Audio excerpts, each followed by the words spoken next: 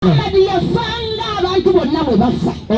Nkiddamu Kulani egamba asatu mu asatu mwenda egamba innaka maitu wa innaka maituna mazima kwa Muhammad oli mayiti wa kufa abasiramu nabo bagenda kufanga gwe tuuze Yesu abakugoberera bagenda kuba batya kwata Bayibuli Yohana 12:5 agamba bwati webatyo basomesa Yesu agamba bwati amulali w'omusiramu wamakwata munanga agamba Bayibuli egamba ati Yesu n'amugamba ati nze kuzuukira n'omulamu. Yesu n'addamu n'abagamba temutya nze kuzuukira n'omulamu. Akkiriza nze Yesu newankubadde ng'abudde aliba mulamu, newankubadde ng'afudde aliba mulamu, na buli muntu mulamu akkiriza nze, ne buli muntu mulamu ali wano nga mukkiriza Yesu talifa emirembe n'emirembe. kubirako Yesu mungalo ez'amaanyi akitegedde bakuyita Yesu.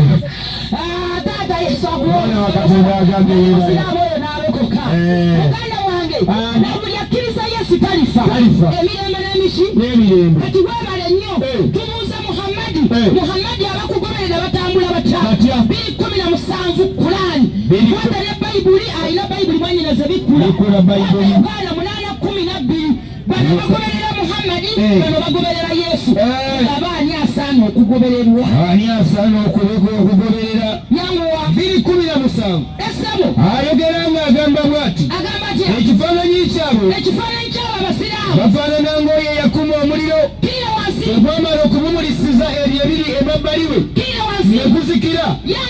Allah n'aggyawo ekitangaala kyabwe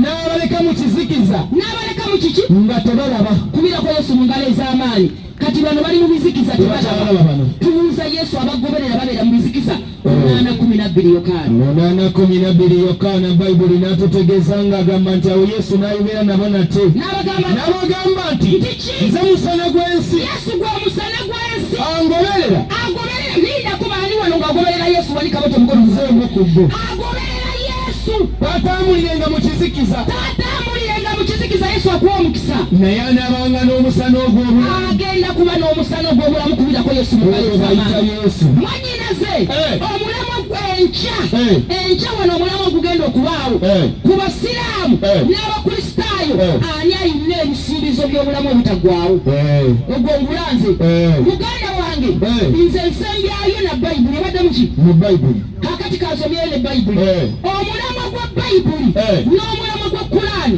gwanjawulo.